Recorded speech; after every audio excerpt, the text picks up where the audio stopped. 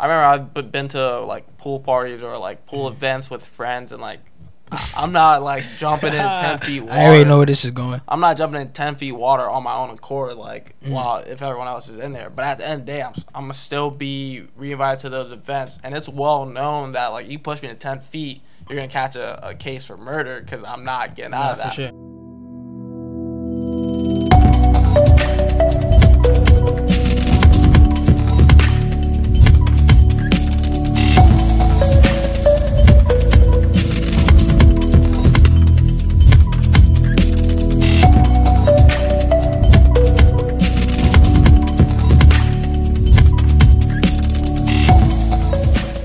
Thank you for tuning into this episode of the Blackatalyst podcast. I'm Kyle.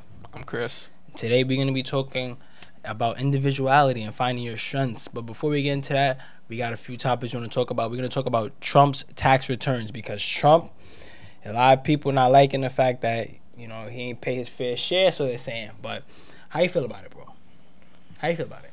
I mean, it goes both ways. Like, on one hand, obviously, we want the people at the top to pay taxes, so it can come back down, you know, trickle-down economics, something like that.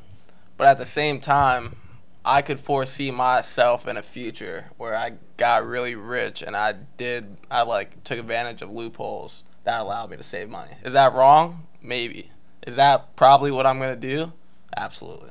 That's my thing, too, though, because it's like, even on, like, a regular level of understanding the situation, people who like start off in like you know, you can say lower class people, right, who become like maybe middle to high class, they have the same mindset. They're like, how can I make the most money and find any way to like put my money in maybe an IRA or a traditional IRA or a Roth IRA so I don't have to pay taxes on this? How can I find the easiest way to make, you know, my money grow without me paying taxes? Especially someone who is a business developer, he's a real estate developer.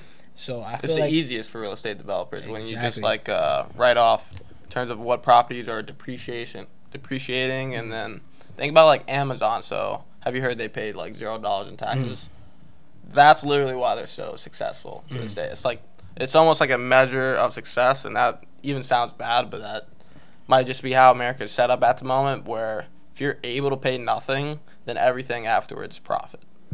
But my thing, I feel like most people don't understand the fact that why these big companies get tax credits. So, for example, if I'm going into a community and I'm giving 100,000 jobs or like a certain amount of jobs, I'm making that community so much better off of the fact that there's 100,000 jobs here that would not have been here. So, yes, I would like you to not let me pay taxes so I can actually compensate the people that live in your community more. So, I feel like it's just like trying to weigh which way is more. Like, do you want them to either pay more taxes and employ less people, or pay less taxes and employ more people? No, yeah. And then the craziest thing about it is, like, obviously everyone's roasting Trump with respect to his tax returns. Even though during the debate he said the 750 isn't true, who knows what's real or not. Yeah. It's no way to tell. But, like, Biden, Kamala, Pence, every single one of them, they're acting like they don't do that. Like, I know Pelosi's on, whoever's doing her taxes is making sure she gets as much money as possible. Maybe Trump finessed the most in that particular incident, but I feel like every rich person is doing this exact thing.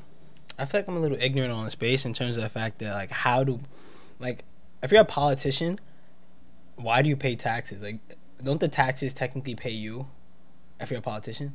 I don't know the answer. It's just something I mean, I didn't even think about that. It sounds very ironic because, like, they probably are paid off of taxpayer money, but at the same time, when they file taxes, I would have to think about that. We'd have to maybe address that on a later episode, because that seems like a loophole in and of itself. I'm saying, right? It has to be something in there that's like on some like crazy loophole timing, like where it says like technically they paid taxes, but it might keep it like some wild. Okay, this might be some conspiracy theory thing. But what if they're paying themselves and they're paying taxes, but they're really a government official, so they're like, you get me? No, I would hear you. So this would have to be, so politicians, I guess that's on a federal level. Actually, when we're talking about like Pelosi and people like that, maybe like your state senator, state taxes go to him. Okay. But like somebody like the head of Democrats like Pelosi, I would assume federal taxes go to her. So maybe any federal taxes she pays goes directly to that. Nah, it can't. It That's can't what work I'm like that. saying. That sounds a little too Now crazy. we're definitely gonna research that for another episode because there's definitely something in there that I don't really understand. Why a politician, if you're technically a public servant or you serve the public, tax money pays for public service. I have to go deeper into to understand the fact. Like if you say you're like garbage man, they get paid like by the public. Do they have to pay taxes too? Well, here's the thing. I mean, at the end of the day, taxes are supposed to be paid as like your obligation to America as like a civil servant instead of like a public servant. So like, and politicians are supposed to be held on that pedestal, like they're just civilians. Obviously, in today's day and age, it does seem like politicians aren't above that. But I would assume at like the foundation, the idea is that they pay just like anybody else, and where it goes afterwards is who knows? No, that's a fact. The thing is, I don't even know. But now I'm thinking though, I was watching another podcast. Yo, we might have to get headphones, bro. Because the headphones, I feel like it's just a different vibe. It's crazy you talking about this on the podcast about getting headphones on the podcast. But like, I'm just thinking, because I was watching, I'm like, it might actually be a different vibe to hear yourself speak. Absolutely. And you probably could track things a little bit. Now, there's definitely something I'm going to put on the list. But JP Morgan, bring those assets here, boy. Because apparently, they had to pay $220 million in a settlement for some nonsense. I'm gonna pull it up right now. Was it 220? $220 million, bro. It might have been more than that. You think so? It was crazy because I'm like, yo, JP Morgan, what are y'all doing that you gotta pay? Oh, is this the right one? Hold on, guys, we getting it right now. Dang. So what exactly happened with him though? Like, what's the whole idea of the settlement? So look, JP Morgan. Basically, what happens is they're just manipulating markets. Like you can't be doing that. It's basically they're putting in these like huge contracts, and they're not fulfilling it. So they're saying like, oh, we're gonna place an order for this much commodities, and they're not fulfilling the order. So basically, other people who see the market price go up, they're like, oh yeah, the price is going up because there's so much contracts right here, and they put money in. But then JP Morgan's like, nah, we're not fulfilling those contracts. So all the people who put the money in there, they're gonna lose all that money. While JP Morgan still profits off of that situation. So basically, this large entity, very reputable, very renowned, puts a buy at a certain price. The market rises to meet that like large order. Precisely. And then once either some companies are like, oh, that price is too high, so they don't even go in, or other companies are like, all right, fine, like we'll take it. Then they cancel the order. Right.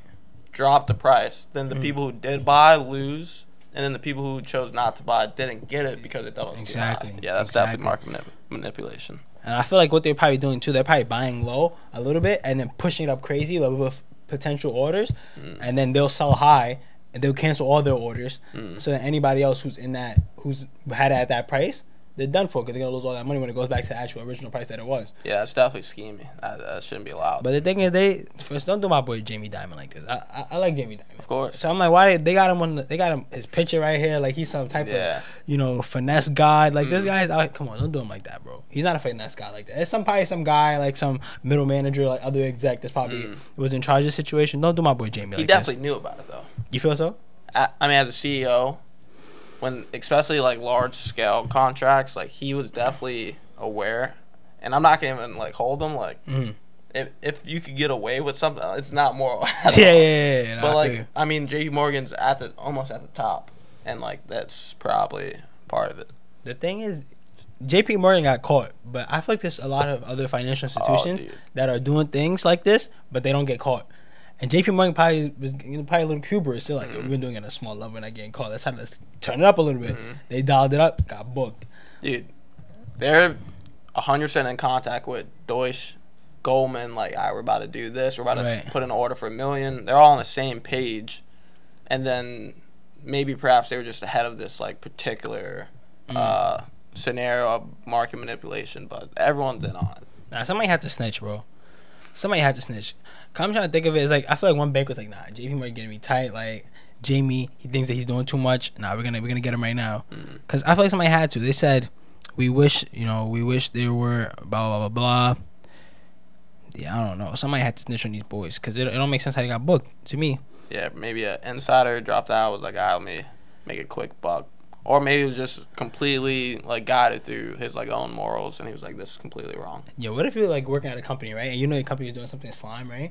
And you got, say like you got fired or whatever, you just have to leave the company, right? Mm-hmm. And somebody like a news publication came to you, like, yo, we'll pay you like $50K if you just give us some like dirt on the company. If I got fired, oh, absolutely. I mean, that's what everyone does. Like, if you think about what's that new Netflix thing that Social came out? Media Dilemma?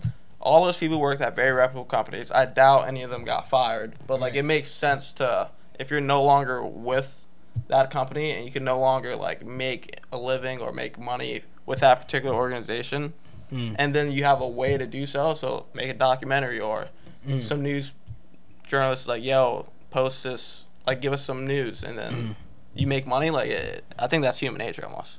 Nah, did you watch it though? Social Media Dilemma? I still haven't watched it. I'm like 10 minutes in. Yo, everybody, if you tune into the podcast, you gotta watch it. We spoke about it last. Was it last episode? Yeah, might have been last one. Yeah, spoke about it. Social Media Dilemma is fire. But the thing is, I say that, it's like, it's true though. These guys come from like these huge companies like Twitter, Facebook, Google, all this stuff, and they just start going in. Like, honestly, like started off as a company that I loved, man. Yeah, I loved Google when I first started working there. I loved Twitter, and man. now that they're no longer there, suddenly there's it's all crazy. these facts and like figures about how terrible it was when they were there. They're like, honestly, the environment is so unethical. Like, I just saw people that they just want to make a buck. Like, bro, when you were there, you wanted to make a buck. So don't make it seem like there's some like, wow, nah, that's a fact. It's too much going on there. Companies gotta do better. And what we got right here, we got Amazon drone. Bro, I saw this the other day. It was like crazy over here. Now what's going on? The whole Amazon drone thing. So obviously we all know about the Echo. Like, I got one myself. I tell it to play the song, ask them. Oh, you got one? Oh, absolutely. Dang, they got my boy whole file in this spot. They got me. They got your whole file. It's a good thing I got nothing to hide. But anyway, I asked for the score of the game, and then I know the score of the game immediately. I'm literally from the comfort of my bed. Now they came out with this drone. I don't know if it's come out yet, but they at least revealed it. And I honestly don't even know what it's supposed to do. All I do know is that there's a drone in your house, and it's like probably about like yay big, a little bit larger than the Echo. I'm definitely gonna put a picture on the screen for this part. Yeah, because I think it's important. And then it can like fly around your house, and like I know the main thing is if there's an intruder, like this drone is supposed to like contact the authorities. I don't even know how it's supposed to do that, but essentially it's been marketed as like your new roommate or something. I really don't understand, but it's the next level of Amazon potentially getting too close to home. Nah, it's giving me like a flying Echo kind of vibe. Like, it does look like Echo. It looks like an Echo, but it could fly around. Nah, come on, like Amazon, they make things convenient, but it's like, yo, you really gonna let a little robot in your house just flying around? Yeah, look up the feet. Like, look at what it's supposed to be doing. Amazon drone features. Wanna do like that? Yeah. Wait, is it home drone? Should I do it maybe? Cause they have two types of drones. Let me see. Yeah. Home drone features. Maybe it's just a security drone. Premier? I think what it's called. No, that's the other that's one. the one. A first look at the new delivery drone. Maybe it's this new ring. It's right. Yeah. All right. Yeah. Oh, so it's like, remember the ring thing we were just talking about? Yeah. That ring circle thing that's spawning that little girl. Yeah. Yeah, tell a little bit about that. What's the whole story there? Yeah, nah. Remember I saw the video on. It was like it was going viral. It was like it was on the news too, I'm pretty sure. It was like a little girl, she was in her room and she had a ring light, and her mom, not the ring light, I keep saying ring light. She had the ring camera, and then like I guess you could like use your phone, like if you're a parent, it would make more sense. You would like want to be able to see what your child's doing. But the little girl's like just playing with some toys, and she just hears a strange voice. And so she looks at the camera, and she's like, "Whoa, like what's going on?" And like the guy's like, "Oh, like what are you doing, little girl?" Like kind of stuff. Like, "Where's your mom?" All this stuff. And she like runs out the room, and it's like it's crazy because you have all this technology, but like if you're producing it at a large scale, like is there enough security protocols there that someone can't hack in? Even if you have a drone, who says somebody's not gonna hack into like the little drone, start doing some wild stuff? Now the drone's in your room while you're sleeping. Yeah. And that reminds me of the whole incident. This happened with the Echo a couple years ago, where essentially a conversation was being recorded. Like picture me and him talking right now. I got the Echo on the side. It records a convo and then sent it to someone on that person's contact list. Devious. So like my Echo is right now like set up with my own contact list. If I say call mom, it's gonna call mom. But instead of using it for what it's supposed to be, something glitched in like the software programming, and it recorded the convo and then sent it to someone on the contact list, which is like absurd on two levels, because obviously invasion of privacy, but also why is this thing even programmed to be able to do something like that? So like it raises a lot of questions. Like, is it just used to help the consumer, or are there other devious things potentially at play? Yeah, no, true. And we gotta talk about the surveillance capitalism, because we're gonna bring this up every podcast, because I feel like it's perfect. Chris, just talk about it, bro. Because honestly, after he told me the surveillance capitalism idea, I've been using it like I'm some genius. I feel like Albert Einstein every time I drop it. I mean, like, it's gonna come up for us more so than we even have to bring it up, because we're gonna see more and more examples of it. Mm-hmm. But like last time I brought it up was with TikTok, the algorithm, like they know you so well that like they're able to effectively produce videos on your feed that you want to see, so they know you. Now with this whole drone thing, they're gonna know you're home, they're gonna know what's going on, and it doesn't have to be like a doomsday scenario where it's like, oh, this is the worst case scenario, like they're spying on us necessarily. But it's like we're becoming more and more comfortable with things being, or like floating the line of privacy, of our own privacy. It's like way back in like 2001, or like the whole Patriot Act, or like NSA spying. Like increasingly we become more and more comfortable with like certain parts of our privacy being like given up for convenience. Back then it was for, we don't want terrorism like anywhere near us, so like we'll give up some rights for that. Fine, that actually worked out. That's up to you. But now, fast forward, we're about to have a drone in our homes. Maybe if you don't want it, you wouldn't get it, but the like idea or the appeal is that it's gonna bring you a certain amount of convenience to the point where it's like, you know what, maybe it's not that bad. But when does it become too much, bro? Like, when does it get to the point people are like, all right, now it's too much? Like, does it got to be like some type of like shower scan? Like, they want to check your body temperature in the shower, make sure everything is good But for I you? can see people getting that. I'd probably get that. Like, the thing is, like, when does it become too much? Like, at the point, like, they got a little camera while you in the shower. They're like, all right, analyzing. Your body weight is blah, blah, blah, blah, blah. You need to eat, But think about how kind of fire that it's. Like, you just take a shower, something you're going to do anyway, and now you know you're like... your whole vitals? Your body temperature is too low, or like your blood sugar is not high enough, or something like that. Obviously, that gets to another level, but once again, it's like the convenience aspect of it almost makes it seem worth it, and that's the whole idea of surveillance capitalism. Like, I don't even know when it becomes too much. I don't even know if I can foresee. Nah, chip in the head, bro. Chip in the head. But you're down. That's what I'm saying. Chip in the head. The seems worst like part is, like, I see the worst parts of, like, this idea. However, like, a chip in the head that's going to make me be able to, like, do math equations or something. Yeah, it's also going to be able to tell when you walk in the street, you see somebody with a nice body and you're looking at that. But who's that information going to? I mean, who knows, bro? At the end of the day, that shouldn't... Deter you? No. That should be a deterrent, but I can't see that negatively impacting my life. Like, I can see the positive effects. Maybe that information is being sent somewhere, but then that information is only going to later be used to create a new product that's going to provide me with more convenience. Okay, I don't even want to speculate on what that product could be, but Yeah. Nah, because the thing is, they're gonna know everything, bro. You just sitting at dinner, you know, might be with your significant other. Waitress comes by, you have a thought. The chip already registered your thought. Yeah, but neither my wife or the waiter knows that. But if somebody Amazon might. But know. say one day like you get to a prestigious position, and they have these transcripts of your thoughts, and they want to release it. Like, see, that's not okay. But people already get like, bro. People right now, they feel like they delete certain things off of social media. They're still resurfacing out of nowhere. So if you have a chip in your head, and somebody's like, "Yo, not gonna lie, Chris was thinking about something wild in 2040, right? Yeah. We have to address this. Like, so why are you thinking this?" And people already getting dragged for stuff that make no sense. How you get dragged for a thought, bro? The second my personal data can affect me, like, that is OD. That's never okay. But it's gonna get there though, I feel. I'm going under the assumption like that my public data is just used to like create better algorithms to like obtain more data. The second like a company could be like, "Yo, you had this thought last week. Like, we're not okay with that." Right now it's, you posted this on Instagram. Why do you think you're fit for this company? Okay. I made a choice and I shouldn't do that. But if it's like you're thinking this, or like your search history is that's like crazy. Nah, cause that's how I'm thinking. I feel like it's gonna be some type of time like that. But I do understand your point though. Like in terms of like the optimal lifestyle, it's like if you're doing something and they see that you're thinking like, oh, like this is difficult. Like it should be an easy way to do this. Then they can find a solution. Therefore, life will be better. But I feel like it's always gonna be balanced because everything that's gonna be good about it is probably gonna be something that's equally as bad. See you having an intimate moment. They're in that intimate moment with you. They're literally in that moment with you. But I'm fine with it just being limited to they. Like, we don't know who they is. Just use it a lot. It's like okay. It's always like, yo, they do say like blah blah and blah. It's always they. But the second you can specify and be like, now this company,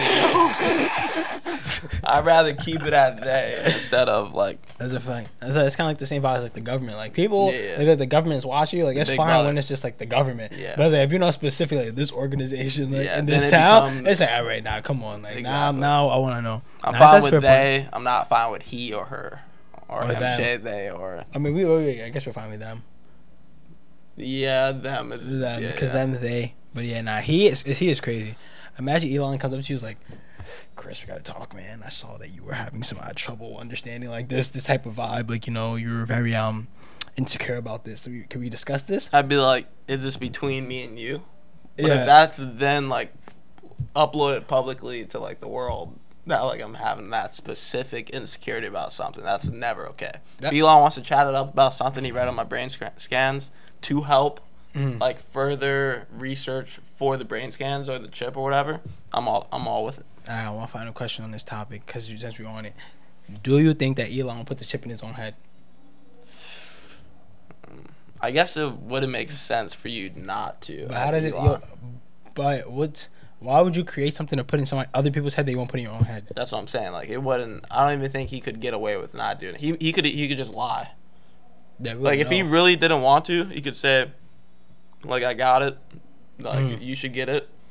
But I would assume, like, Elon's the type of guy where it's... Assuming this isn't, like, some, like, grand conspiracy or something. Like, he's like, all right, now everyone's chipped up. Yeah. But, nah, I could see Elon doing it because, like, the reasons for why he wants to put this chip out seems moral enough that he would also do so. What about you? What do you think? I feel like if he's not putting it in his head, I'm not putting it in my head. Absolutely. Like I like the whole idea. I feel like it would make life a lot easier, especially like, you know, the idea of like they can fix problems a lot faster. But I would be very skeptical if Elon did not put it in his own head. Yeah, no, I it's like why are you just gonna give this whole bunch of consumers? And second, how much do you think it's gonna cost? I said one more question. I asked another question on top of that. I know he wants to make it very affordable, so like for everyone to have. I think there could potentially, if it's too expensive, maybe like there's a plan. Like iPhones are pretty expensive, but like a lot of people have iPhones. I would see minimum 100, maximum like 700.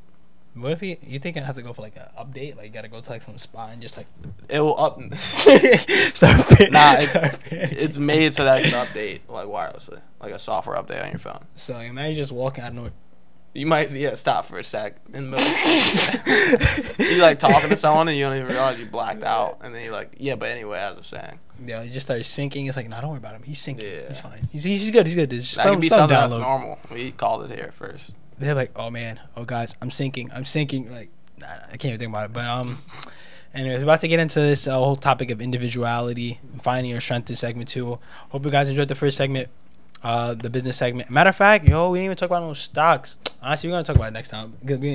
Next time we're gonna come prepared. You know, honestly, we've been trying to test out a little bit of stuff, trying to see different ways we want to start tailoring the content, see what people like to tune into. So I feel like stocks seems like a decent aspect that people would tune into. So we're definitely gonna start trying to come with like at least some picks that we like. Obviously, not saying you should invest in it at all. You know, obviously do your own research, but we're definitely gonna do our research as well. So tune into segment 2, individuality, finding your strengths, being who you are, and yeah. All right, segment 2 of the podcast. We're getting into it. Individuality, finding your strengths type vibe, and just becoming the best person that you possibly could be. So basically, the whole idea, you know, of this segment right now is just basically to encourage people to be like the highest level of themselves on the individual aspect. So like if you're a part of any collective, you could be as beneficial to that collective as possible. So basically the whole idea of like individuality is like breaking away from like social constructs, because you know I feel like in society right now there's a lot of social constructs, whatever demographic you're a part of, whatever situation, that kind of starts to shape your identity. But like on an individual level, you're still a person. You still have certain ideals that like might not 100% line up with whatever demographic you are. So like for example, biggest example is race. Like people always have the idea of like race, you know, stereotypical type things. Like if you're a specific race, you do certain things. And I feel like on an individual aspect, that doesn't really make sense. How do you think about that? Yeah, I mean, the first thing that comes to mind when you like bring up the idea of race and in terms of going against the individual mindset, like so, like I remember, like Joe Biden brought, he was like, well, if you don't vote for me, you're not black. That like whoever you want to vote for, that like statement directly illustrates like this mindset of like, if you're this group, you should do this, and if you're that group, you should do like another thing. And regardless of if the majority of black people support Biden, like the second that you could like put in a statement, and then even as a presidential candidate, like actually say that, and whether he expects that to be true or maybe it was a slip up, whatever the case is, I just feel like that's never okay. Like the fact that I'm a part of a group means that I'm gonna act in a certain way, because that in and of itself destroys individuality. Nah, for sure. And I really want to take the whole idea too of like the social constructs to just like attack like a lot of things. Like there's so many things that in specific communities don't make sense. I mean, I can only speak about, you know, being black specifically, but like just certain things, like if you speak a certain way, it's like, oh, why do you speak that way? Like you're obviously not black if you talk that way. It makes no sense in all actuality. Like there's no reason you could say like one specific race speaks one certain way, or like one specific race has to be good at this, has to be bad at this. Like to be honest, bro, I'm actually bad at dancing. To be honest, Really? and yeah. Like I mean, I'm much pretty bad, but like like I'm not the best dancer. Yeah. But people be like, oh, you know, you're black, you know, you got super rhythm, like you're the nicest dancer, like all these like social constructs. But like on an individual level, I just might not be good at dancing, and that's fine. To add to that too, like I'll go ball with my friends, and like I'm not saying I won't cross you up on the court, but like I have a lot of white friends who just because they played basketball throughout their whole lives are like kind of nice, Right? And like they automatically expect that. And once again, like I got a couple moves, but at the end of the day, like it's not something that's directly attributed to race, which is obvious, but yeah, and like even like the whole idea of like your race defining, like I feel like it creates more problems in society than it does good, because there's so many. I feel like there's probably like as like, you know, the years go on, there's gonna be more people that don't exactly fit the stereotypical mold of like a specific like social construct, like a race, that would be problematic. I remember I was watching a video, and there was an Asian American kid, and he was like, yo, like I'm really not that good in school, but like it created so much trauma for him because everybody had the idea that he had to be the smartest kid, he had to be like at the top of his class, he had to be like getting 4.0 GPA every semester. He's like it damaged him because he's like he tries his hardest, but he might only be able to get a C plus, he might only get a B minus, but he's actually putting in the work. Everybody's looking at him like, oh, look at this guy, like he's not a part of our group, like look at him, like he's a slacker. But he's like, yo, I'm really trying, it's just that this just might not be for me. That's why on like an individual level, everybody's different, and we have to start as a society as a whole, I mean in general, like stray away from the idea of like, yo, just because you identify as a certain demographic, whatever that demographic is, that should be what your identity is rooted in, you know? Absolutely. So like what would you recommend to that kid though? Because obviously the forces that operate in society are too large to tackle as an individual, but yet he's facing these challenges every day as someone who might be an average student, yet the expectation is for him to excel above and beyond as an Asian American. Like what could he possibly do in that scenario? Should he just ignore all those things and accept the grades he gets, or should he feel, I want to say like pressured to do better academically, although that's also something that's a feeling that anyone could have. Yeah, I get you. So I guess the question would be like, how do you respond in that scenario? I mean, like I can't specifically speak to like an Asian person, but like, even like as a black person, right? It's like trying to understand that situation. It's like somebody said like you don't fit up to a specific stereotype. It comes down to, which is really difficult to do, but you have to build the confidence though. I feel like you have to just be confident in who you are as a person to say like, I understand that what the society believes that this demographic stands for, represents, does is one way, and I'm different, but I'm super confident who I am as a person, which I definitely don't think is easy to get to that level. But I think if you're intentional about it, you can slowly get to a point where you're like, listen, I don't care what anybody has to say. This is me. unapologetically I'm doing what I have to do, regardless of what anybody feels, regardless of what anybody has to say. This is who I am, and I'm operating this way. Yeah, I think you're hitting the nail on the head there. Like, don't let those things be the thing that define you. Like, I remember I've been to like pool parties or like pool events with friends, and like I'm not like jumping in 10 feet water. I already know where this is going. I'm not jumping in 10 feet water on my own accord, like, while if everyone else is in there. But at the end of the day, I'm going to still be reinvited to those events. And it's well known that, like, you push me to 10 feet, you're going to catch a case for murder because I'm not getting out of that. For sure. But, like, that one aspect of me, although it may align with a stereotype, like, doesn't define me as it has nothing to do with me. It's just, if anything, it's just a coincidence and between stereotypes and who I am. But like, that's fair. The main thing would be to not let those things get in the way of who you are as an individual. That's not something I ever think about at all, unless I'm at the pool, of course. But like, who you are as an individual should supersede any expectation that people have of you because of your demographic. For sure. And I just want to touch on this idea of like this whole pool concept. I'm gonna share a story. I hope my bro who did this is listening. Basically, I'm at a pool party, bro. Like, I think I just graduated. I probably just graduated high school, right? I'm at a pool party with the guys. We're having fun. Maybe a few girls around. They push you in? You know? Bro, I literally, me and this guy, we like just playing around, right? My bro, I'm gonna say his name because my bro Kendrick, right? Pushes me into the pool. I literally fall in there. I'm done. Like, bro, it's like 9 feet. Yeah. I'm like I'm done, bro. Then one of my other friends jumped in and like swam me to like the edge. I'm like, bro, I can't swim. Yeah, like, I literally thought my life was over. Like, at that point when I'm in the water, like, I'm just thinking like all the movies I saw where it's like just some kid where he's just like fighting his life. Bro, I'm like, yo, it's over. I'm never coming back. And mind you, I'm in Long Island, right? Because I went to school, so I'm like, oh my gosh, it's done. Like, I'm just a kid from the city. I'm in Long Island. This is how I'm going out. Like, I'm never going home. I'm like, yo, this is crazy. Cause I see all the movies where like just some kid drown. Like, I'm really done in this guy's backyard. And like, luckily I lived. But it's like, yo, it's true. Like, some stereotypes you might align with, but like still overall, on like an individual level, you might not be the full picture. I've had the exact same thing happen to me. And the thing is, I can only tread and or swim when it's an emergency situation. Nah, I can't even in an emergency, bro. Like, when it's like life on the line, like, then I'll actually like make it. But like, I would never do something like that on my own accord. But yeah, no, it's funny that we both experienced that. Even when I see like the videos, like people just jumping into like the deep blue sea, I'm like, nah, it's over. If I was in the deep blue sea, I'll stay in the deep blue sea. Yeah, there's no getting out the deep blue. I'll literally stay in there. Nah. I'll be probably a nice fish's meal. But also, on the topic of like individuality, is like we touch on like the social constructs and like the idea of like what society is gonna put on you. Like, you know, you're a male, you should operate this way. You're a guy. Boys do this. Boys operate this way. You're not a boy if you don't do this. Or girls do this. Whatever, you know, black, white, whatever the race might be, that have the societal things. But then they have the things that, I'm not gonna say we willingly, but we might end up in like a title. For example, like if you go to a specific college, some people say like that specific college will define you. So if you go to UPenn, like oh wow, you're like the smartest person in the world, or like you're like the most rational, like whatever. Right? Or Harvard, Harvard, like any Ivy League, right? Or for example, like say for a job, like the example I put here, like people say all the time, like if you're doing like something that's low level, like oh you're a garbage man or you're a janitor, it's like yo, you don't know. I could be probably the smartest guy in the whole neighborhood or the smartest guy in the community, but certain job titles have already a stigma on it, like oh you do that.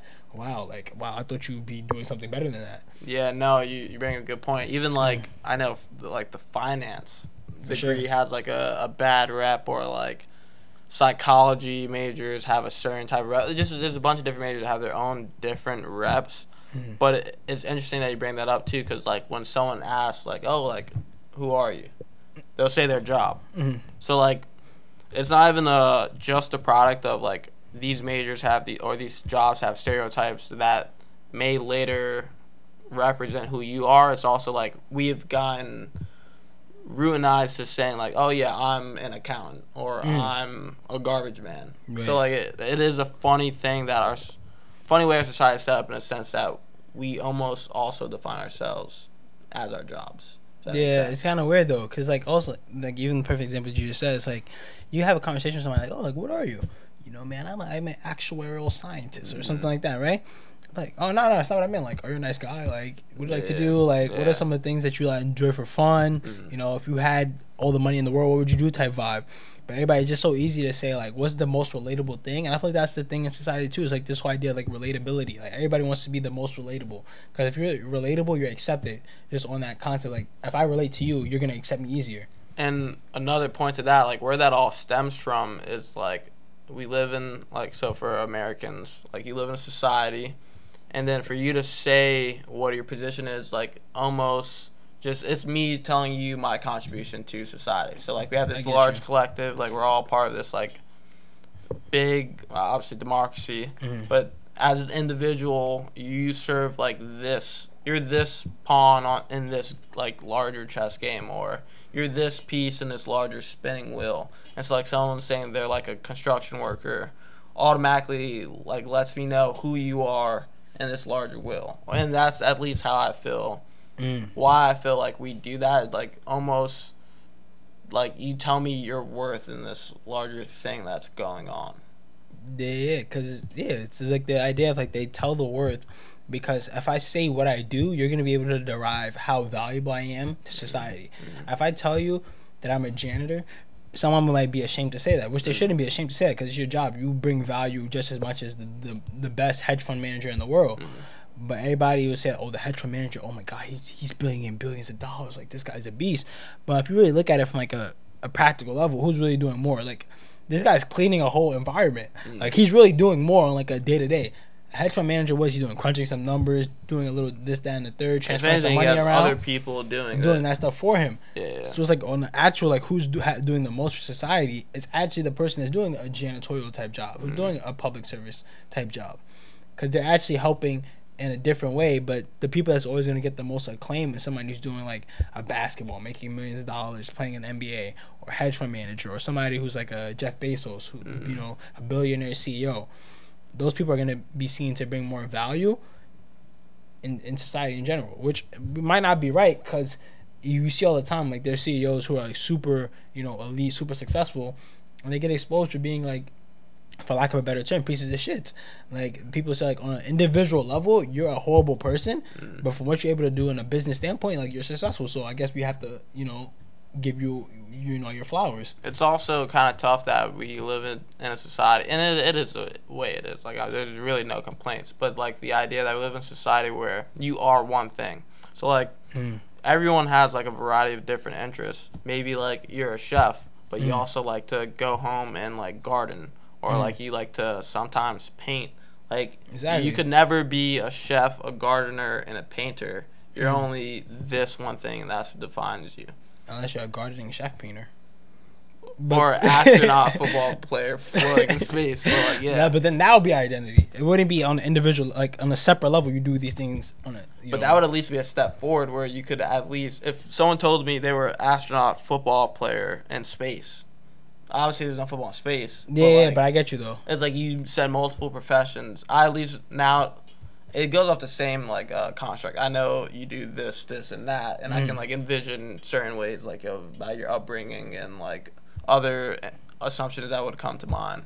But, like, the whole one, this is who you are, and it's your job title, and then that goes into the 9 to 5. Like, that's who you are. Like, I just personally don't agree with it.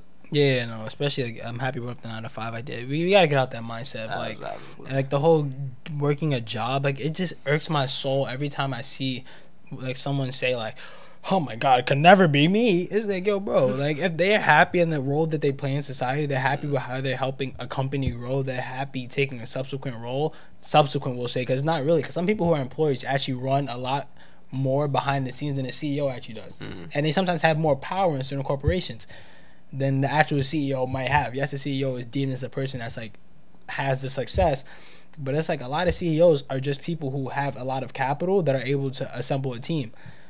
So if I have, like, $1 million and I'm like, oh, you know what? I want to start a tech company. I'm going to hire this guy who's nice at this guy who's nice at that, this guy who's nice at that. Yeah. But the employees on an individual level have more knowledge about what they're doing, are able to actually control their teams more than me because they know what they're talking about, know what they're saying. And yes, I might be the CEO, but I really only had $1 million to start this company. So I feel like the whole stigma of being an employee makes no sense, and a lot of employees are, I would say, way smarter than CEOs, especially if they're like experts in their individual field.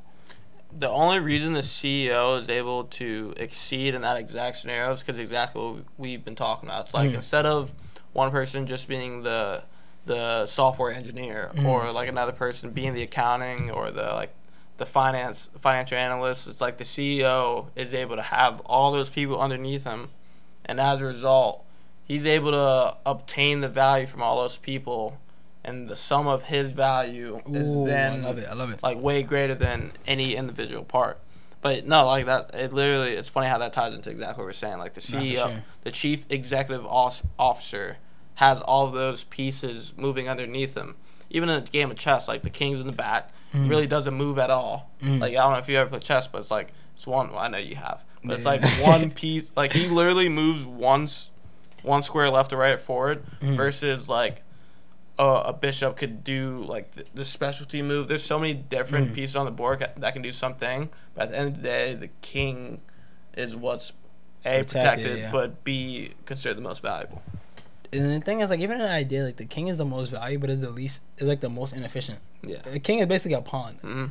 It's just like a pawn can only move up and down. Except like, he's just behind all the other pawns, which elevates him above. He's like an advanced pawn, because like a pawn can only move up and down, but a king can move like side to side. And there's only one spot. There's only one king, so like he really is he's just a glorified pawn, in the sense that it's just one of them. Versus I have a team of 10 financial analysts. I have my software engineering team over here. But if you only have one CEO, and if everyone's working underneath that, then obviously the value, simple supply and demand. There's one of them, and you're underneath. Yeah, I mean it's a weird analogy, but I think it kind of accurately ties into what we're saying here. It definitely tied in perfectly. Because even like the whole idea we were talking about earlier is like, you know, actually let's get into this first before we get into that. Like, is the question that you posed earlier, is individuality dead? I want you to touch on that real quick. Yeah, I mean, obviously we live in democracy, especially for America. It's a two-party democracy, so it's either this or that. There's so many other parties in between that never get any spotlight. They're just tossed aside, and that's fine. But it's kind of like we're moving to an age where if you don't agree with this, then you're automatically that. And that, to some degree, makes sense in the idea of the majority, which is what a democracy is. But it's almost as if you have to agree with this, or you're automatically that. And that's like damaging or dangerous, because I feel like that can rule out individuality, in the sense that you're more concerned with the collective than your own beliefs. So if I go on TikTok, for example, and I see a video with like 2.5 million views, and it's like, yo, cancel this guy. That guy's canceled. He's canceled. You're done at that point. You're canceled. You're out of there. My individual thought is irrelevant. Like, it's automatically, this is what it is. And if 2.5 million people will agree with it, then he probably deserves to be canceled, honestly. But no, for sure. But like, individuality could essentially be dead in the sense of the grand collective. Obviously, on a day-to-day basis, like what you do on your own will absolutely have an impact on like your own day-to-day life. But in terms of what's going on in general, like some people don't even feel like the need to vote because they don't feel like their individual vote means anything. Yeah, no, that's definitely true. But yeah, like even on the whole idea of like your vote not mattering and like you being an idea, like from an individual standpoint, it's like it's not that much I could do to affect change in a specific idea. I feel like fully translate to the whole idea of like, is individuality dead? Because it's like your whole thought process already is like, there's so many people in the world, like what kind of, like why does it matter who I am? Like why do I have to focus on who I am as a person? It's easier for me to identify as a group or as a collective, because that's where I can have the most impact, because there's more people within that whole demographic or within this whole support system that's going to allow me to feel like I'm doing more, which I feel like should not be the mindset, especially if the whole mindset is like you want to create change. It comes down to like the stronger you are as a person, the more change you can have as a part of the collective, because the whole idea we talked about last time, like critical thinking and like diversity of thought, if you're not doing the things you have to do on an individual level to make sure that when you come together as a collective, you're bringing the best ideas, you're bringing the best research, you're bringing the best whatever it is, the whole collective is never going to be that strong. Therefore, the change that the collective has writ large is never going to be as strong as it could be. So like the whole idea too of like, you know, I'm gonna just go specific in something like the idea of like a race, right? There's a lot of people who, I feel like there's nobody who is in the black community that would say like, you know, in terms of like the wealth gap and like pay, that there's not a problem, right? That there needs to be more people in the black community that are wealthy on an individual level. You should do everything you possibly can to be wealthy, whether that is, you know, working towards your dreams, working towards entrepreneurship, working towards getting a promotion at your job, working towards, you know, investments, whatever it is on that level, doing whatever you could do individually, because you have to realize that that helps push the overall wealth gap. Because if you're like if you're somebody who's working right now and you become a black billionaire, then that does a lot for the black community as far as also the black wealth gap. And then even an example that's not extreme, but also that still perfectly highlights the points. Like, I remember I had a coach on my lacrosse team. He used to say, like, you can act as the boy you were, or you can act as the man you want to become. So, like, that's a very individual statement. It's, like, very directly to whoever wants to, like, achieve, like, a new, like, level. But at the end of the day, he's the coach of a team. He's saying that, although he knows it's going to hit on an individual level, it's because it's also going to make the team better. Another example is that is with respect to like recycling. Like recycling on an individual level is not gonna ever do anything. But if every person recycles individually, then eventually we can reduce like our amount of like the waste we produce or whatever it may be. And so it is sometimes hard to conceive of like your own individual actions affecting like a collective, such as like you simply voting. But what's more impactful is the danger that comes from not having that mindset. So it's like, I'm not going to vote because it's not going to do anything. You alone, sure, your one vote, not going to matter. But when you think like that, and then your friends, your family, and then you have like this like collective thinking that stems from this individual thinking, that's when it becomes negatively impactful. And the same thing goes with the lacrosse team. If none of us are on the wall, you know, just practicing our touch, then when it comes to the game, I'm going to mess up a pass that could have led to a catch, that could have led to a goal, that could have led to the game winning. So all these things are very compounded in terms of their results, but it does go to emphasize and highlight the individual impact on the collective or the group or larger thing as a whole. Nah, for sure. And I'm gonna go back 1 second real quick, just take it forward. Like the fact you brought up compound, it's like, say for example, if you're the type of person that you believe like you love compound interest, that's the best thing to you, right? So it's like from an investment standpoint, it's like if I skip 1 week of investing, you have to understand what that whatever $200 or $100 would have done to your overall portfolio over time, because the compound interest is already there. So if you say like, oh man, I really need to do this week, like I really want some nice shoes, so I'm gonna skip out my 100 this week on my portfolio, you don't know what that could have done for you over time in terms of the idea of compound interest and how that affects the collective of your portfolio. You just think of it as like, it's just 1 week. But if you have consecutive 1 weeks of you skipping because it's just 1 week, the whole collective of your portfolio is going to be damaged because you're not putting the amount of money that you could have been putting into your portfolio for it to grow at the level that you want it to grow. Secondly, the idea of voting, which you brought up, which I think is a perfect example, is the mindset transcends. So if you're one person that says, I don't want to vote, and you're spreading that ideology to another person, like, man, I'm not going to vote because like I'm just one guy. Like, what does my vote say?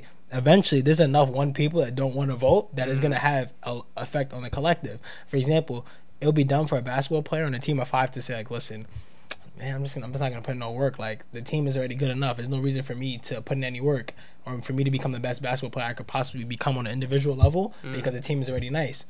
But now, if you have the ideology and the team starts to develop the ideology, then you now have 5 people in the starting 5 who had the same mindset of like, oh, it's no reason for me to put in any time off the court because our team's already nice. But now your team's trash.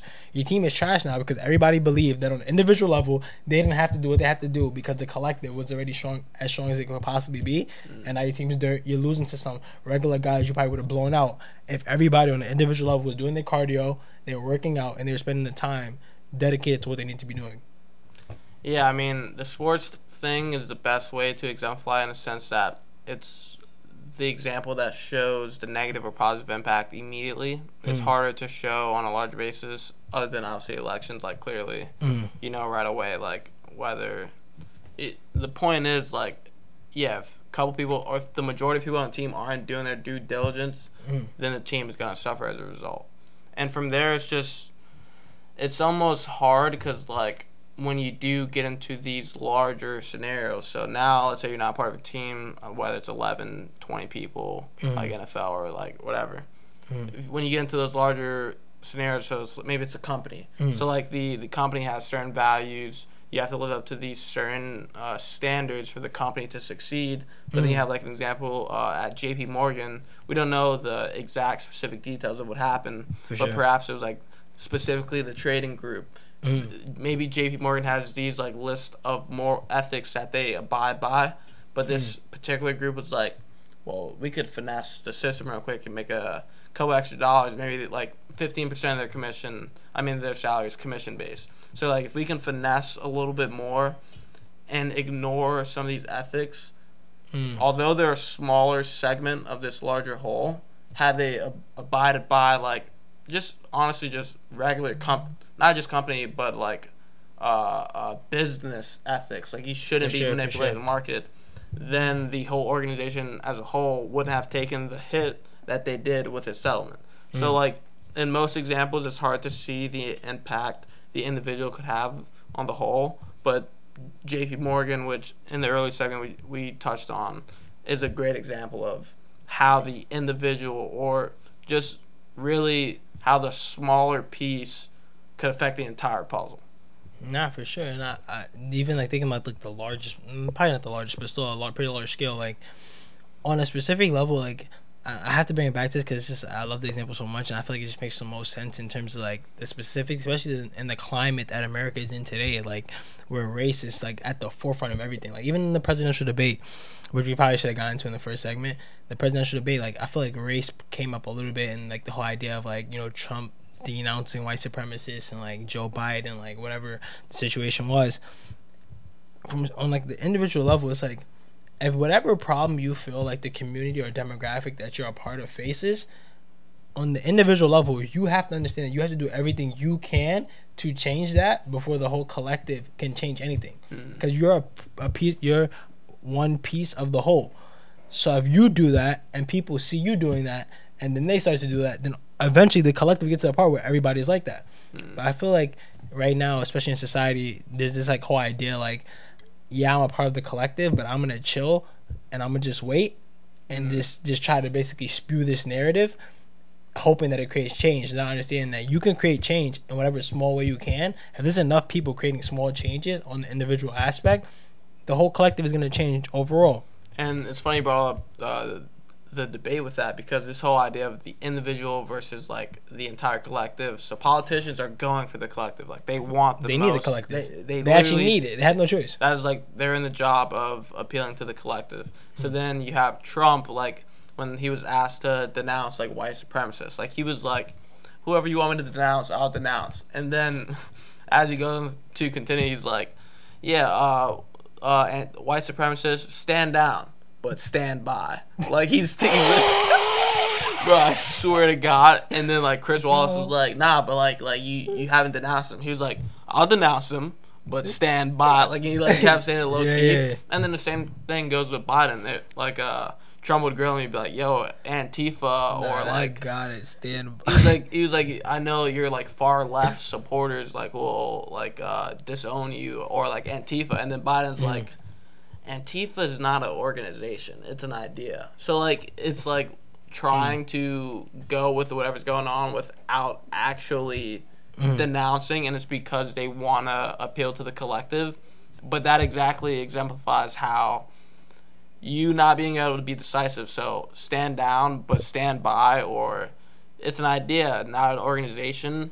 Instead of just doing what needs to be done for the whole, politicians are obviously going to do what works best for the collective. And that might be hard to juggle around with. You might need to rewind like 30 seconds to fully understand, but it's like they're in the business of doing so, and we've almost become into the routine of being extreme. Right now we live in a political atmosphere or climate where the left and rights are on the furthest sides of the spectrum, and we've completely bought into it. There was a time where politicians were all seen as phony.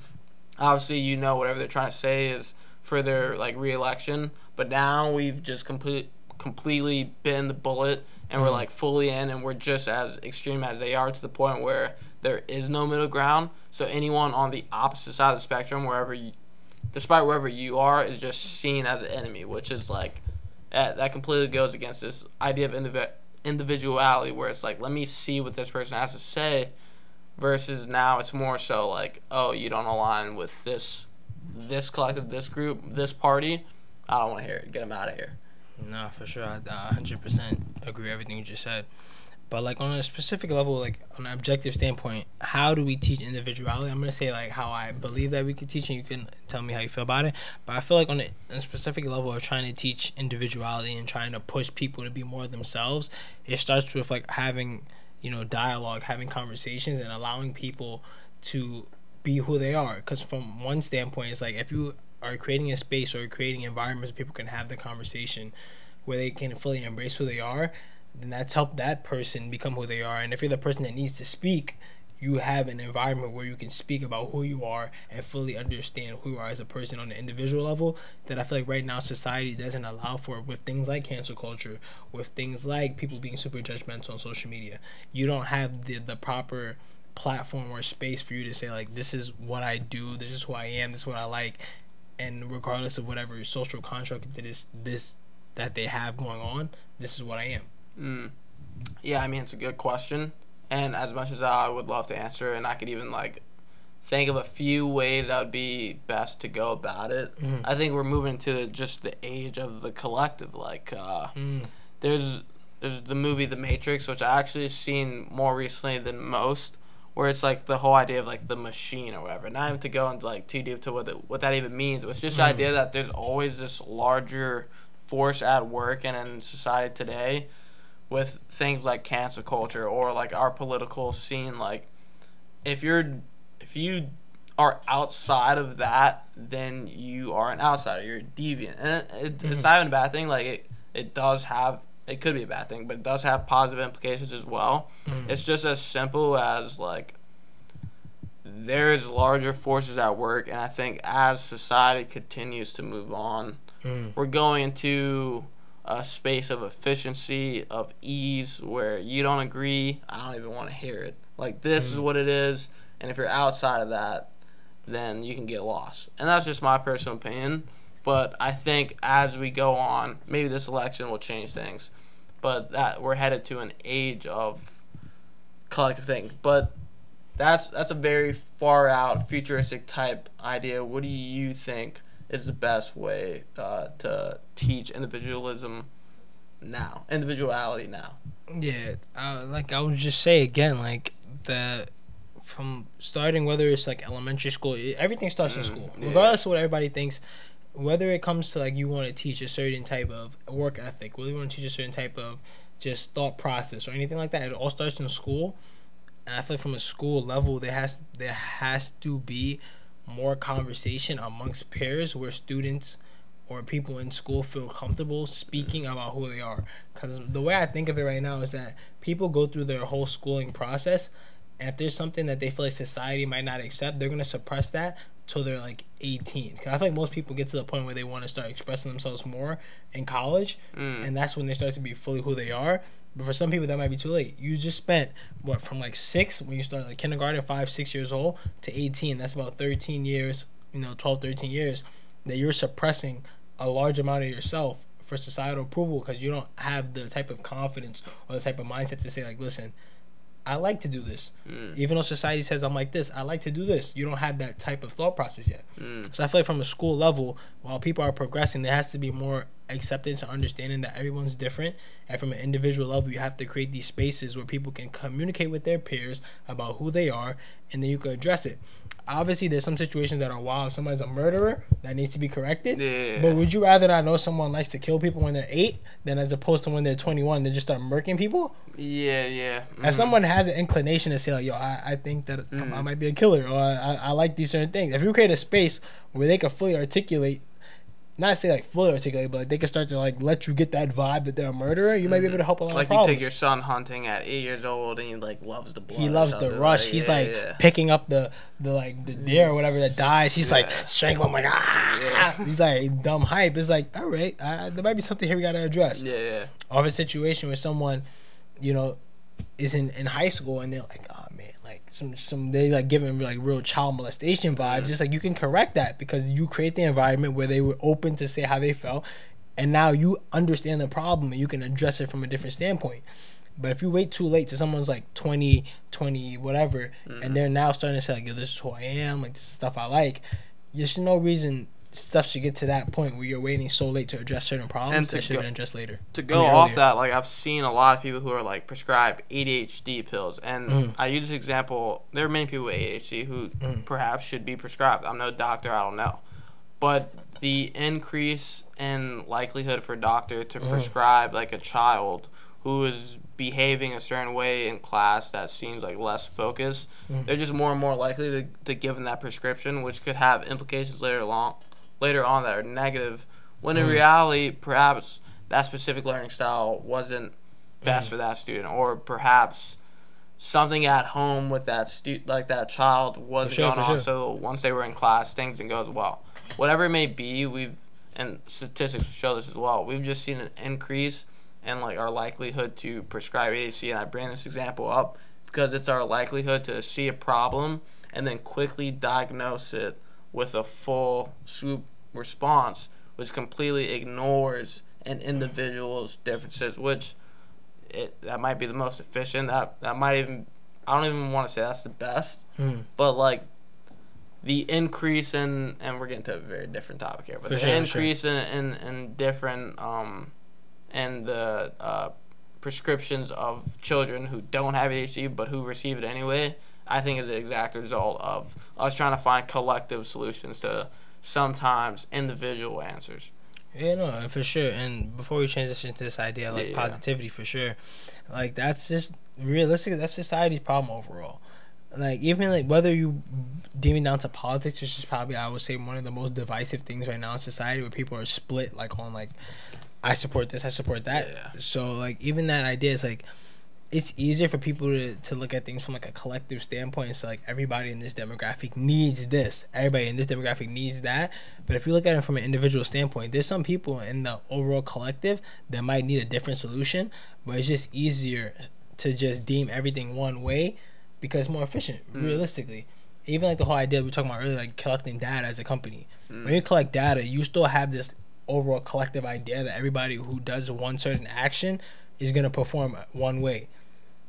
And on a data level, it's easier for them to create a lot, like literally thousands and thousands of collectives because they collect data so fast. But on like a political level, like an everyday level, it's harder to collect that much data. That's why people push so much, like, go do your census, go do this, go do that. Because on a smaller scale, on like a micro level, it allows you to collect more data. And that's why companies will always be more successful. And that's why people always have the idea of like private versus public. But on a private level, private will always have a different type of agenda than a public agenda. And that's why private has always been more successful. People always have the idea of like capitalism this, capitalism that. And I feel like that's just a ploy to say of what's publicly controlled versus what's privately controlled. If I privately control something, I'm gonna have way more say so and what happens in the direction and what specifically we do, as opposed to something public, which is definitely a whole larger topic between big government, small government. But on a private aspect, it makes more sense. And then even outside of government, and I don't even mean to step to outside the boundaries of this conversation, but like, so you have something like masks for like the coronavirus. that's a very public issue because you choosing not to do that could harm others. So that it makes sense that that's something that's collectively enforced. Something like someone smoking, like a cigarette, obviously that has like personal implications. And yeah, there's secondhand smoke, but like the reality is that person is still able to do so because the public harm isn't there. Then you go back to like seatbelts. That wasn't always legal. I mean, that wasn't always something that was enforced, but it later became so because it's like your impact on society is more negative than like you even taking that risk, although it might be individual, could also harm others. Something like I don't want to go into like LSD or like marijuana or something like that because then like the lines between individual and collective are begin to get blurred. Yeah. But at the end of the day, it's like it goes to like the thinking between how positive and negative something is, but that tied in with how individual or collective those implications are. I get you. Nah, for sure. Because people always say all the time, like, an idea of, like, drugs and stuff, they're like, oh, yes, on an individual aspect, you're only harming yourself. But, like, if you are, like, on LSD, you're driving a car, crash it, like, you're harming the whole collective. And that's why people who are heavily pushing, like, drugs staying illegal, the whole premise of the argument is people who are incoherent. And is that the right word? Yeah. People who are incoherent. I was like, yeah. People who are incoherent, they're going to affect the collective in a way that is going to damage more people.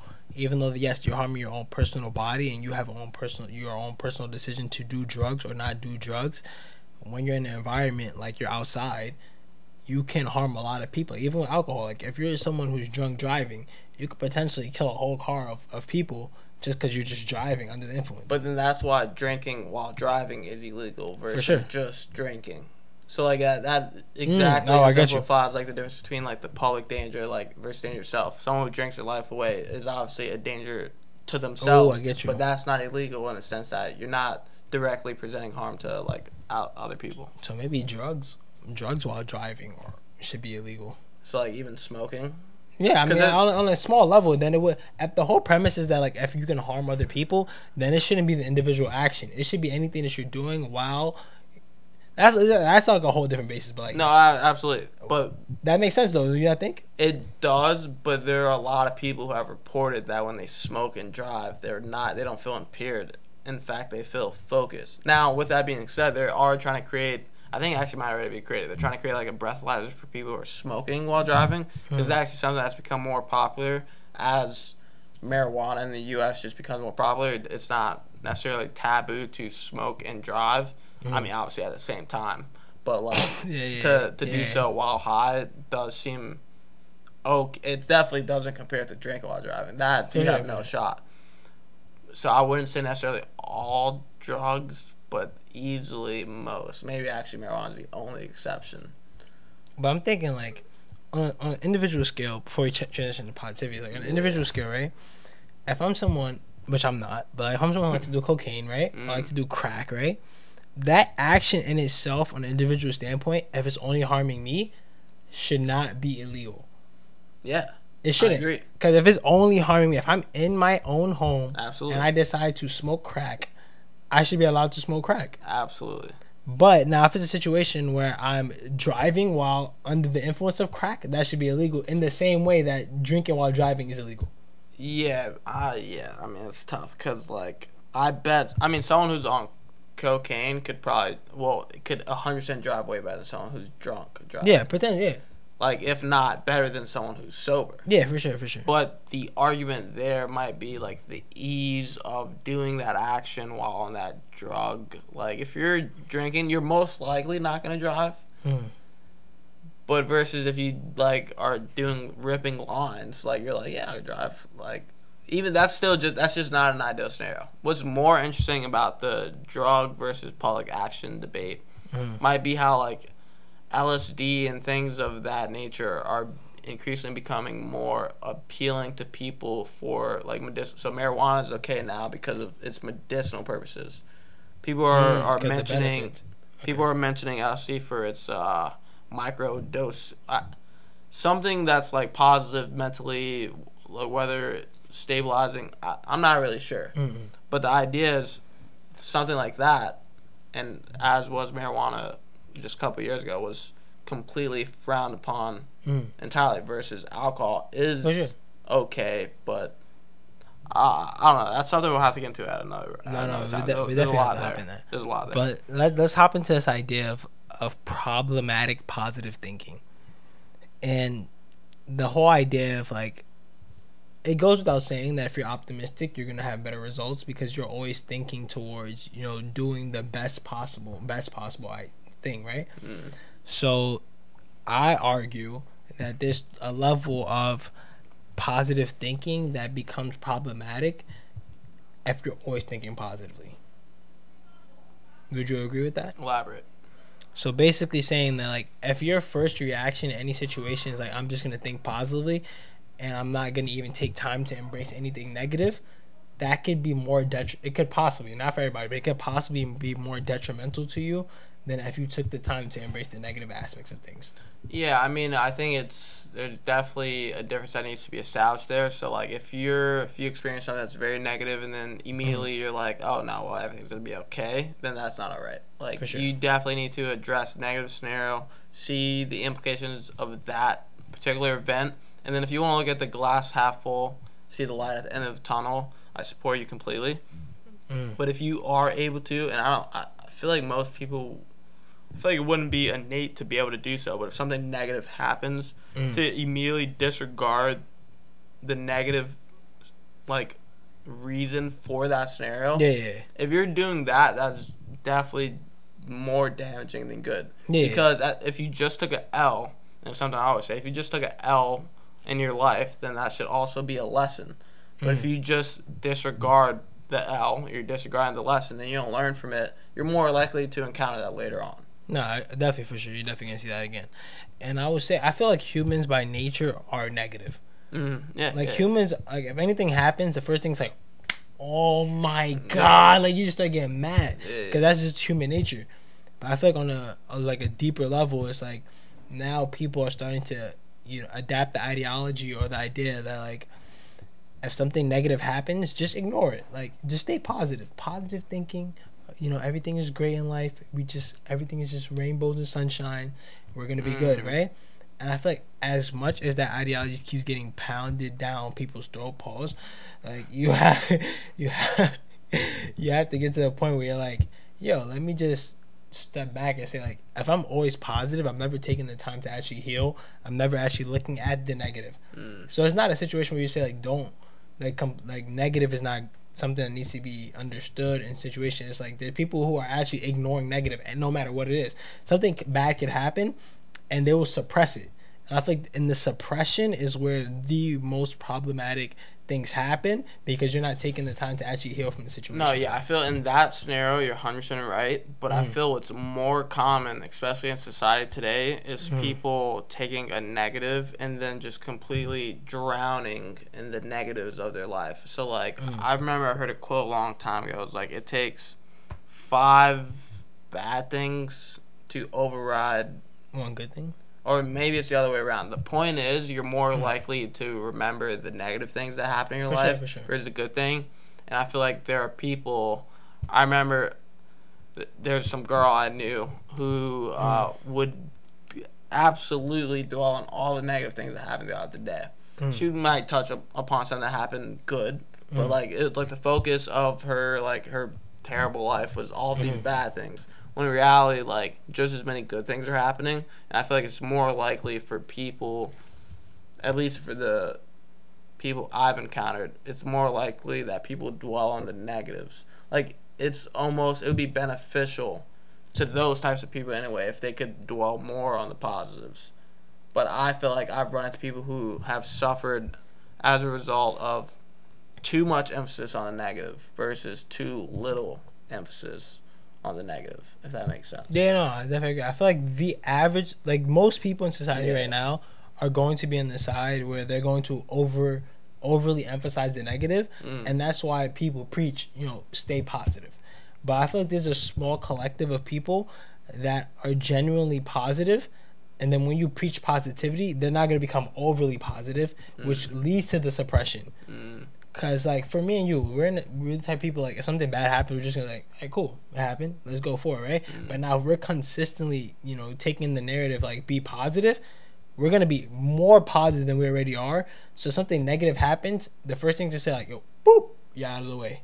Without necessarily taking the time to embrace that.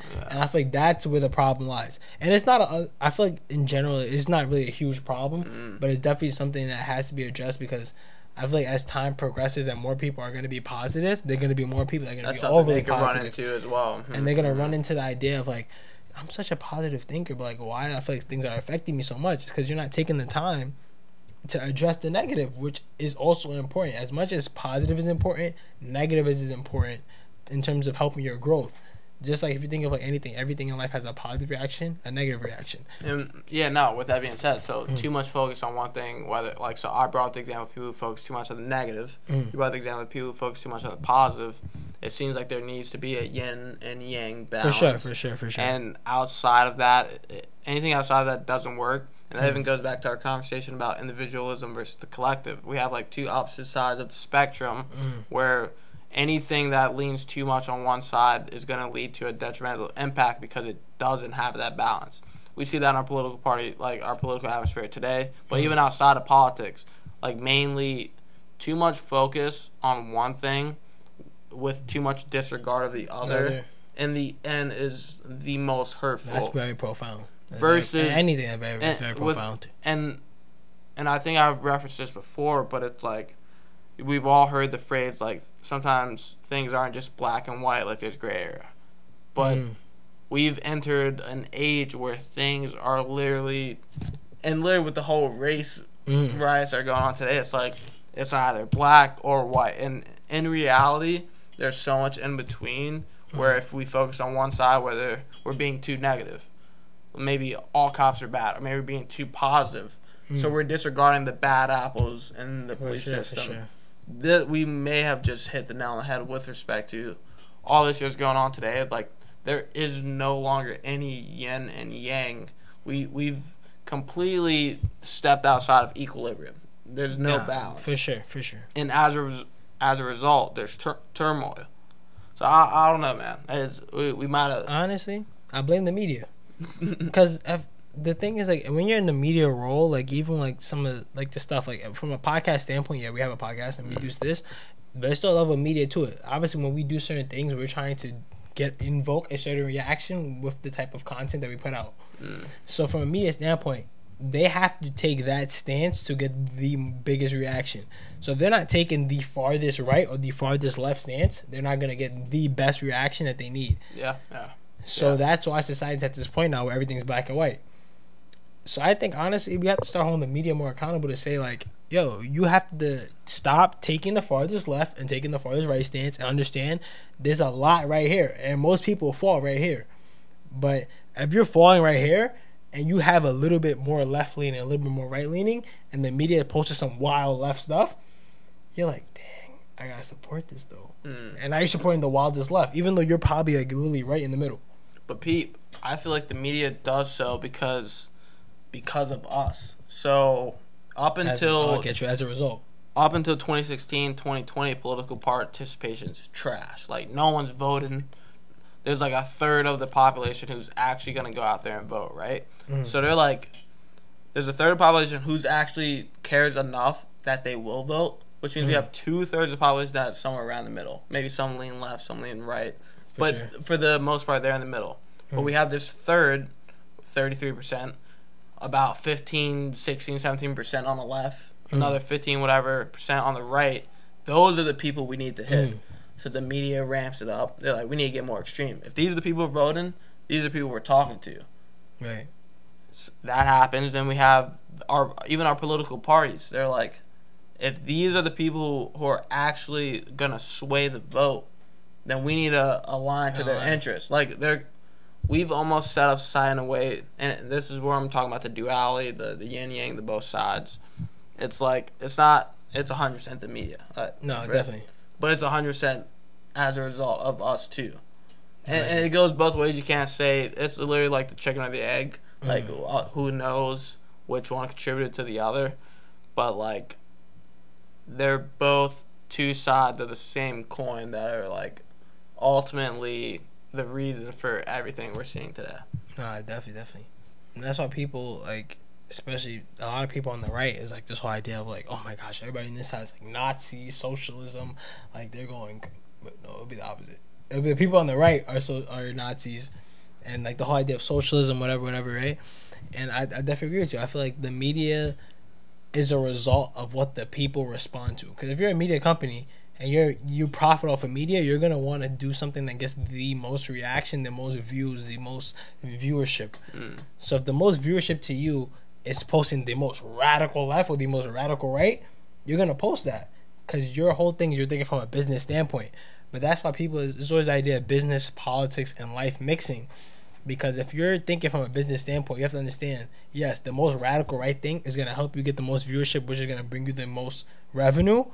But that's also gonna affect society in the most, because then there's people that might be in the middle that might not be like, I gotta lean radical right because this is the narrative that my side is spewing, so I have to support that. And people are realizing this more and more. As time goes on, the media is gonna stop. Like, it's become apparent to both sides that the media like has agenda. Whether you're watching CNN or Fox News, it's very clear like what they're trying to like perpetuate. It's actually hilarious, honestly, because you could literally read an article and just tell the tone, like, yo, you serious? Absolutely. It's really a type of talking. And at the very least, like, we're almost all on the same page now. It's just like we're although we're on different sides, like we know we're in the same corner. It's just like you're on a different side. But with that being said, like, because ratings or business is like the forefront, at the forefront.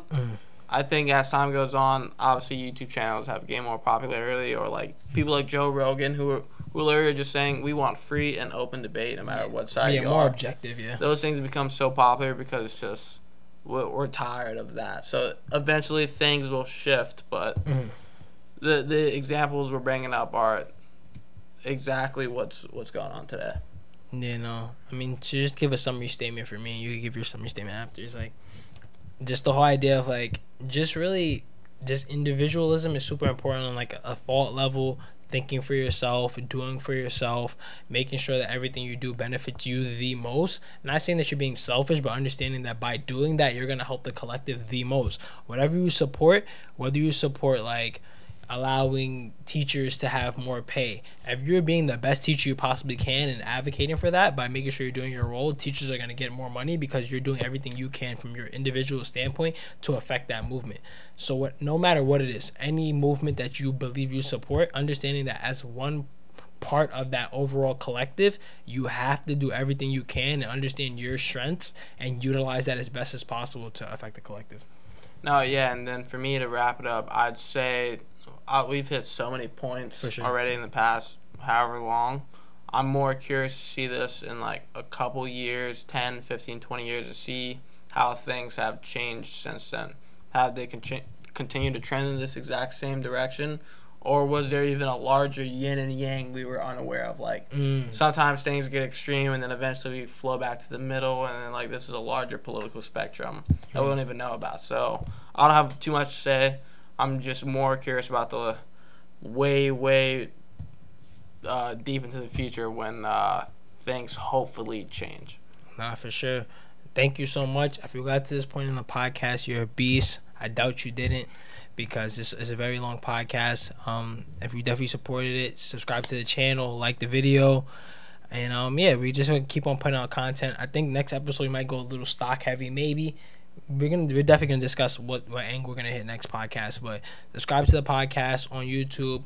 If you're on Apple Music or Spotify, definitely follow the podcast so you can stay in tune on that aspect. And we're definitely gonna keep putting out the content because we definitely think it's important. And we're out for today.